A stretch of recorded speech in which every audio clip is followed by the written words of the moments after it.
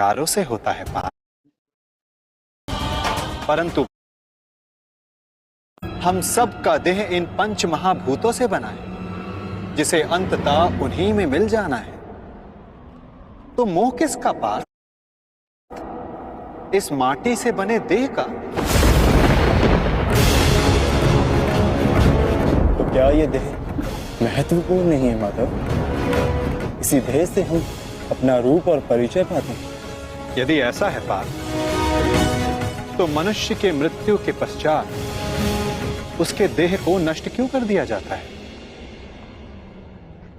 मनुष्य का वास्तविक स्वरूप और परिचय उसके देह से नहीं, उसके स्वभाव, उसके कर्म, उसके विचारों से होता है पार्थ।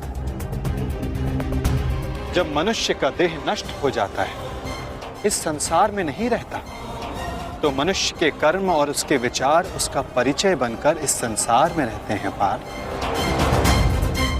मनुष्य का जीवन केवल 20 दृश्य और अदृश्य पदार्थों का संगम है, परंतु फिर भी सबके विचार, सबका चरित्र भिन्न है। क्यों माधव? जब उत्तम समान है तो सब में अंतर क्यों?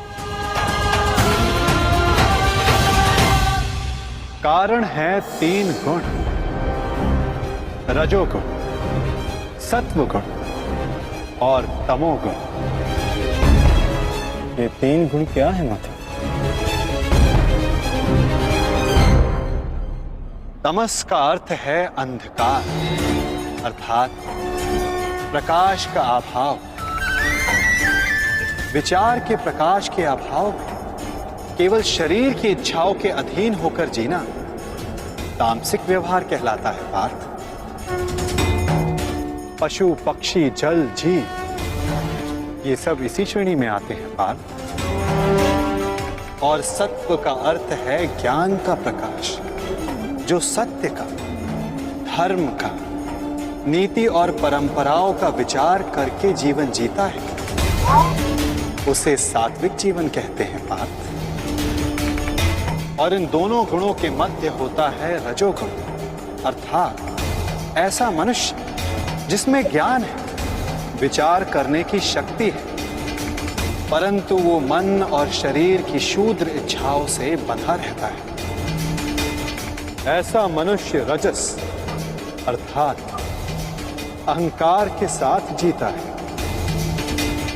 इन्हीं तीनों गुणों की न्यून या अधिक मात्रा के मेल से मनुष्य का स्वभाव बनता है।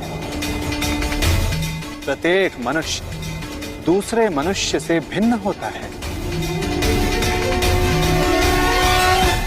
उधर देखो पार्थ, कौन दिखाई देता है? दुर्योधन और दुशासन।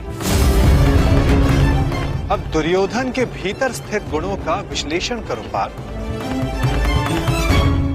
धर्म जानते हैं, परंतु उसका वहन नहीं करते। अहंकार इनके जीवन का केंद्र है, अर्थात तमस की मात्रा न्यून है और रजस गुण की अधिक, और सत्य तो बिल्कुल भी नहीं। और दुशासन,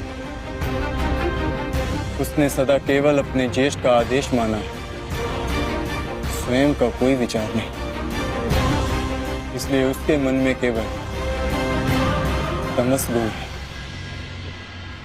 अब महामहिम को देखो पार्थ, सत्व के साथ तमस के अद्भुत मेल को देखो।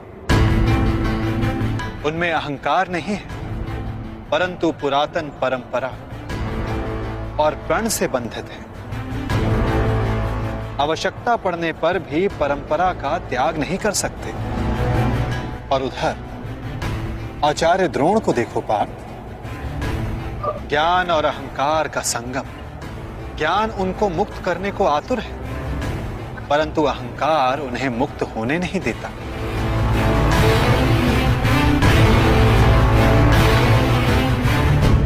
परंतु माता, यदि मनुष्य का स्वभाव इन गुणों के मेल से आकार पाता है, तब तो उसका व्यवहार जन्म से ही निश्चित होता है ना। सिंह का गुण है कि वो मृग का आखेट करेगा ही, भयभीत करेगा ही, उसी प्रकार मृग का भी गुण है कि उसे सिंह से भयभीत होना ही है। यदि किसी का अपराधी और अधर्मी होना निश्चित है, तो फिर हम क्यों किसी के कर्मों की प्रशंसा करते हैं? क्यों हम किसी को अपराधी मानकर उसे दंड देते हैं? क्या आवश्यकता है किसी के नाश की? क्या आवश्यकता है किसी के प्रतिकार की? उत्तम प्रश्न है पार्थ, परंतु मनुष्य का कर्म जानने से पूर्व यह समझ लेना आवश्यक है कि मनुष्य वास्तव में है क्या। क्या मनुष्य